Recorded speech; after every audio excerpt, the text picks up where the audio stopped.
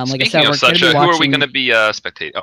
We're going to be watching Synergy and Unknown with Resbit's perspective. We felt like that was the best match to watch, as Unknown was pretty much the first seed in almost every single tournament, and Synergy being the second seed. So for Unknown to come in 8th place and Synergy to come in 1st place is incredibly weird, but in a way, it's amazing. Like, it's going to be such exciting matches to watch, especially in the first round.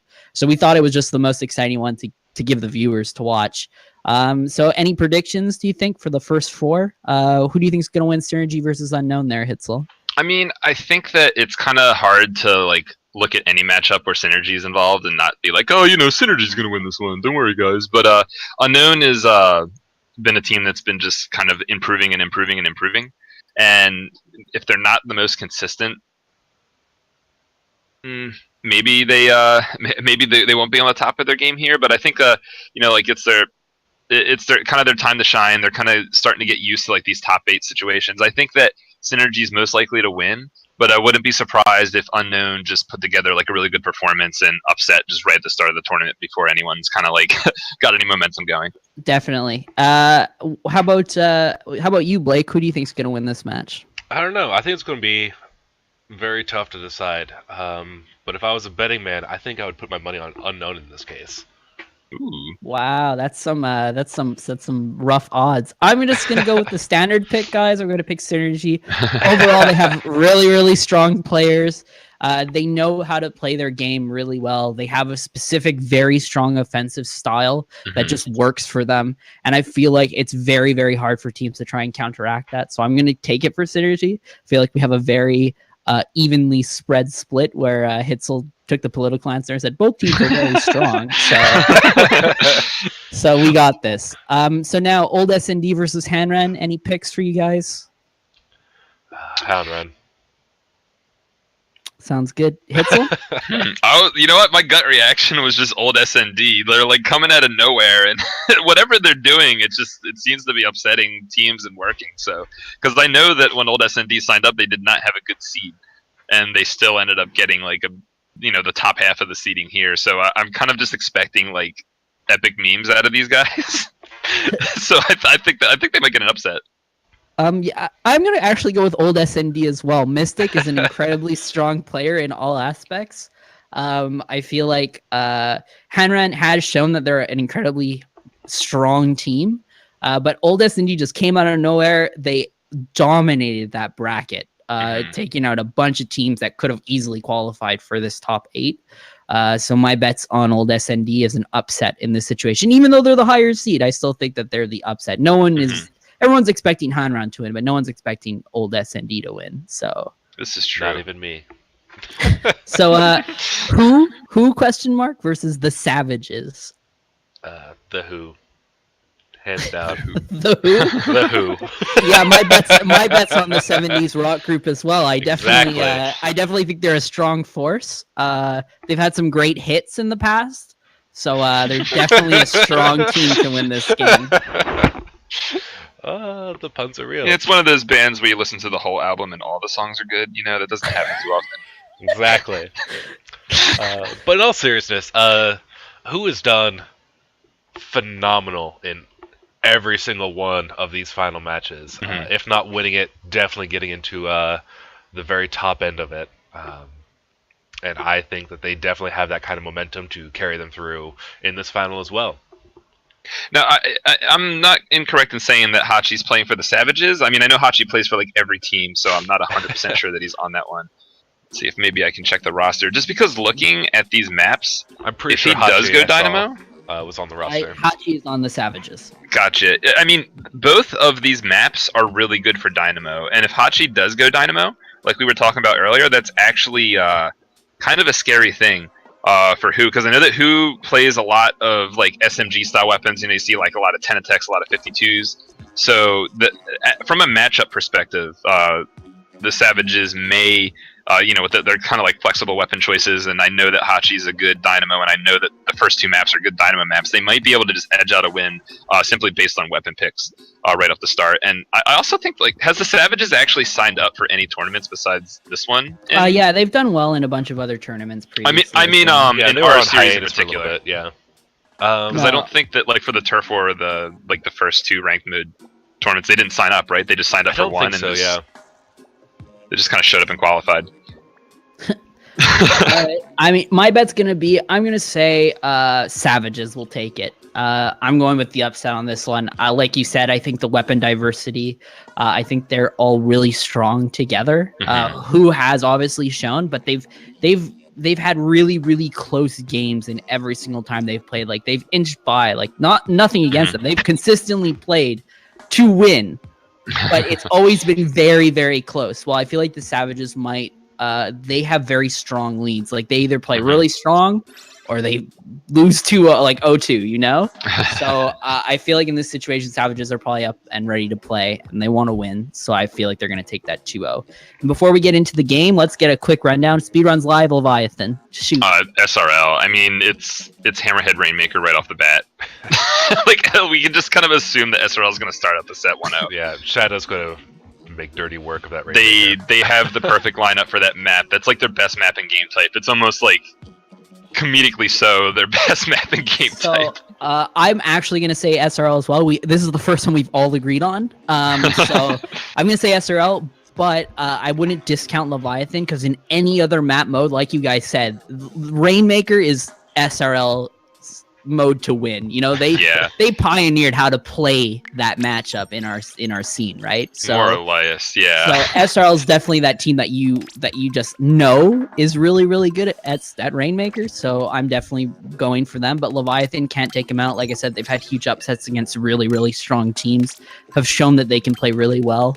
So I wouldn't discredit them, even though we're giving a 3-0 to SRL at this point. I just wanna mention that unless some names are weird right now, I don't see Legend playing for Unknown in game 1, which is very strange because Hammerhead Bridge, you know, like Bamboozler, run speed, range, Rainmaker on Hammerhead Bridge, you'd think that they would want to, you know, use that Bamboozler player because it like what we were talking about before, where you would see like a sniper and a splatling. A sniper and a Bamboozler is a pretty good idea on this map too.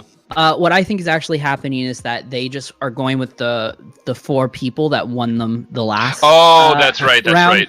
Like they just saw these 4 and said, "Oh yeah, we're gonna go into it because we have that consistency going in from the qualifiers." Right. Well, isn't also that part of the rules that they have to use the people that they no, with, as long as everyone's still on the roster. So Sneaky's on the roster, Legends on the Okay. roster, so they can all play. Yeah, so we're gonna get into the first match. Both teams playing E-Leader in the first round. Oh no, Power's using Splatter Scope. Oh really? Switch out for the Splatter Scope. I like Power's version of this better than Resbit playing E-Leader on this map. I feel like you can hit the middle area on the left and on the right side with a Splatter Scope perfectly fine. There's no need to go across map like with the E-Leader at this point. Right. So you want to get those fast snipes on Rainmaker instead of it. Certain maps, completely understandable, but I like Power's choice for the Splatter Scope over Resbit at this point in time. Yeah, I mean, Power is a really, really aggressive sniper that's just kind of known for getting in people's faces with it. So depending on how the momentum shifts, if this turns into a really slow-paced match, I actually see Synergy being able to edge it out with the kind of like defensive E-Leader. But if there's some momentum on Unknown side and Power just like runs up and does his thing versus, Resbit not really able to do much, we can see, the situation good for Unknown. Yep, so Sorpole going for that Dynamo right away. Oh, nice kill by Resbit, man. Nice. Those burst bombs are deadly.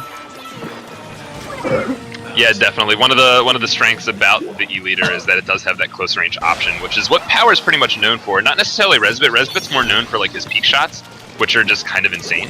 Whereas Power is known for just like getting up in people's faces and just using it like it's like an SMG or something. So Resbit getting a nice snipe and then afterwards getting taken out really quickly by Killer Whale. Now,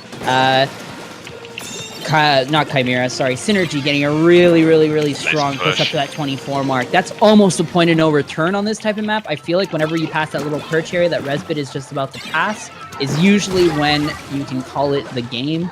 But it's Rainmaker, anything can still happen. But at the moment, Synergy showing... Exactly. At the moment, SRL Synergy showing incredibly strong ink pressure and pressure just to keep up in the mid area. Yeah, definitely. Now, of course, like we said, if there's a game type where a miraculous comeback is going to happen, it's probably Rainmaker.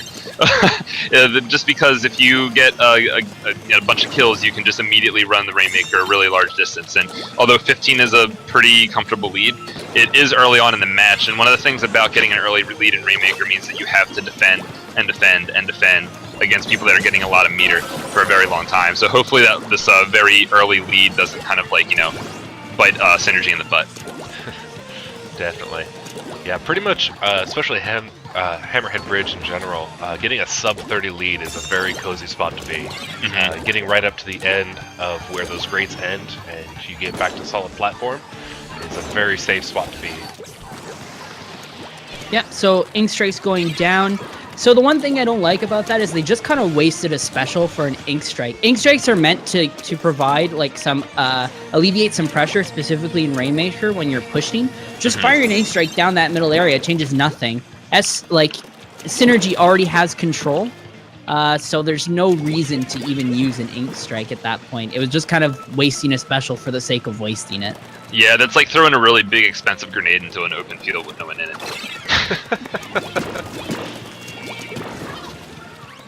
But now we see Synergy does have some members down, and as we can see, some people from Unknown are starting to push up forward in the map. So let's see if perhaps there is any kind of wipe on the side of Unknown. But nope, unfortunately, it looks like that's not going to be happening. Rainmaker back into a neutral position in the middle of the map. And I just want to double check with time. I'm at a minute 24, 23. Am I ahead of you guys at all? I'm at 18, 17. 15, Okay, cool. 14, 13. Yeah, so I'm about 2 seconds behind. Okay, so I'll adapt. So Delay the hype. well, no, I'm. You have to delay the hype. Actually, you cannot delay the hype. So just go crazy with us, and we'll encourage you. Woo! Go team! Yeah, go team! Get out the pom poms. I think definitely early on, back before the patch for burst bombs, whenever you could actually be a burst bomb main and launch burst bombs to your heart's content. Resbit is very much still kind of in that mindset as one of the pioneers of a burst bomb main E-leader. And it's still funny to see even now with the more nerfed burst bombs that in those situations, instead of falling back and repositioning, burst bombs. Yeah, I mean that's definitely one of the defining traits of Power is that he doesn't really rely on burst bombs. He just kind of gets tap shots in people's faces, which is why he can just like run one of the snipers with like a non-combative sub weapon and still just do fine. But yeah, so like we said before, Synergy took that strong push at the beginning and just contained that whole mid pressure, and they take the first 1-0 against Unknown. Very strong play overall. Ant going 14-7, really pushing up that front line, giving Resbit enough space to kind of just leave himself open and just get the snipes he needed to take out. Yeah, looks like Unknown really just couldn't do anything in that situation to push up. Like they just won all their 1v1s. They managed to keep that territory control. There was just no room. Like you could see Unknown was panicking with that Ink Strike. Like I said before, just kind of trying to find ways to come back.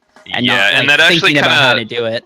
That makes me kind of worry for Unknown on this map because if Hammerhead Bridge is kind of like a slower pace, more teamwork oriented map, I would say, compared to Anchovy games. And if Unknown was having trouble losing their one-on-ones and dealing with like high pressure on that map, they're definitely going to struggle with this map. Although I do want to real quick check our times. I'm at 45 seconds, 44, 41, 40, 39, 38. I'm at 40. Yeah, I'm 1 second behind you. Okay, so we're only 1 second behind. That's fine. Peachy key. We just need to see 1 second into the future. Yeah. So one thing I really like about Anchovy is it's really easy to get not quite a comfortable lead, but a nice cozy one, something that you can still defend and keep good work on. There's a little nook inside of the ramp right before the pillar that you can get up on to jump over the gap inside Anchovy before getting to the volcano. It just wedging yourself into that little nook, I believe, is a 40-point mark. And just getting that is... Getting there first is a great way of getting a lead, because maintaining the spot to get above that pillar there or going up the ramp is very easy to defend.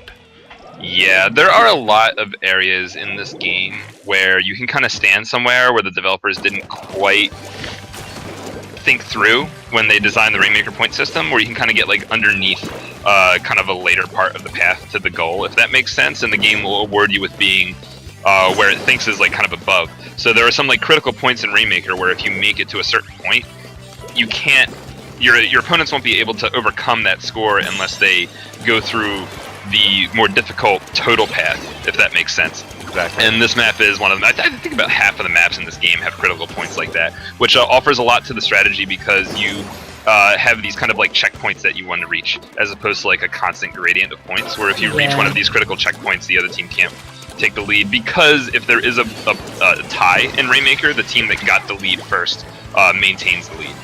So typically, what I like to consider an anchovy are it's like a two-tiered map. You have the mid area that you have to play, and then you have to play the enemy's base, is like the two types of positionings you want to set up. So you want to start in your mid area where you have the sniper exactly where Resbit is positioned. People are flanking through that left side office area.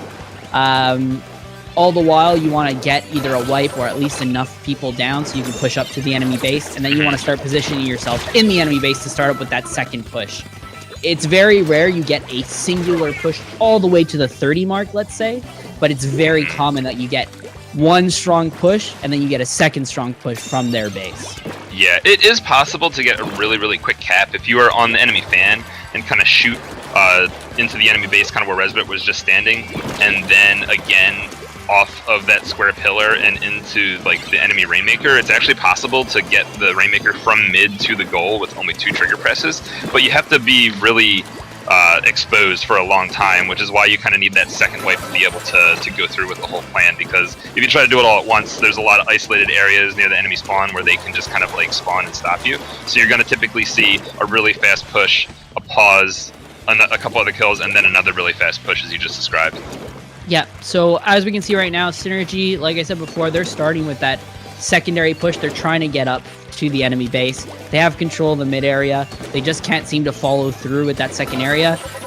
Tim and Ant seem to be pushing through that, like the enemy's base area to try and get a flank. Resbit, miss a snipe. That looked like he should have got it, but it's unfortunate. Bubble comes Resbit up. agrees with you. He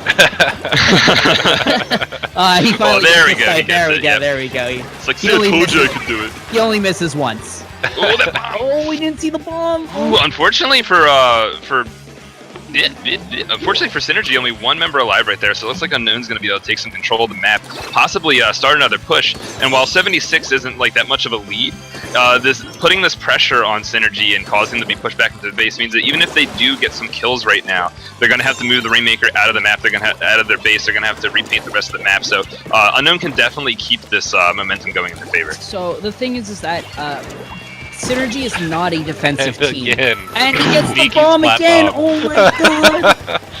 So, Synergy is not a defensive team. They don't play well defensively. That's not to say that they can't come back. But Synergy is always play defensively because they're always the team in the lead. So for them to fall behind, they don't...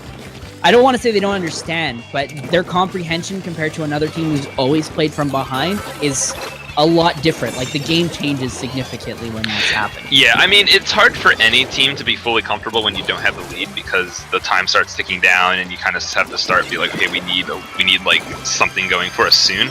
But a team that typically is in the lead might not feel 100% as comfortable when playing from behind. You know, of course, I'm not them, but playing from experience. Like, typically, if you're a team where you're let's say you always play behind on Chimera, you'd feel more comfortable playing when you're not in the lead compared to someone who is always in the lead. I think that's what I'm trying to get is experience. Definitely, yeah. Your experiences. And also the the kind of like the local experience, if you will, like what's going on right now for these teams. Synergy just pretty much spent the first match being constantly in the lead and kind of comfortably just letting the game play out the way it was. But now that they're not, actually they are in the lead right now. But Yep. Resbit getting a nice snipe. Sorry. Yeah, it's okay. But yeah, no, definitely. The kind of emotions that are happening and the understanding and expectations of your enemy in a set can change when something like who is kind of playing from behind and who's not changes mid-set. Yeah. So far, Synergy definitely has the lead, but they don't feel like they have the game so far. There's 8 seconds left. Unknown still kind of has a little bit of control. They just need to pick up that Rainmaker, but Resbit's got an eye on it. Ooh, that's kind of a misplay. I still think Synergy's going to get it. You should have got ready to shoot. You should have been ready to shoot, yeah. Yeah, it looks And like there it goes. Synergy That's going to be takes 2-0 it anyway. for Synergy. 2-0 for Synergy, and they take the win. Unfortunately for Unknown, you know, they had a lead and they had a setup. And like again, like we said though, sometimes when you get an early lead and then you're forced to just defend that early lead, especially if it's not a good one for a very long time, it's just kind of like, you know, just the way numbers crunch. Eventually, you're going to lose the lead. And that's what happened to them in the last minute of the game. So good showing from Unknown, of course, especially, you know, in that second game, they showed the potential for a comeback. Wasn't quite enough, and it looks like they're going. Synergy is going to move on.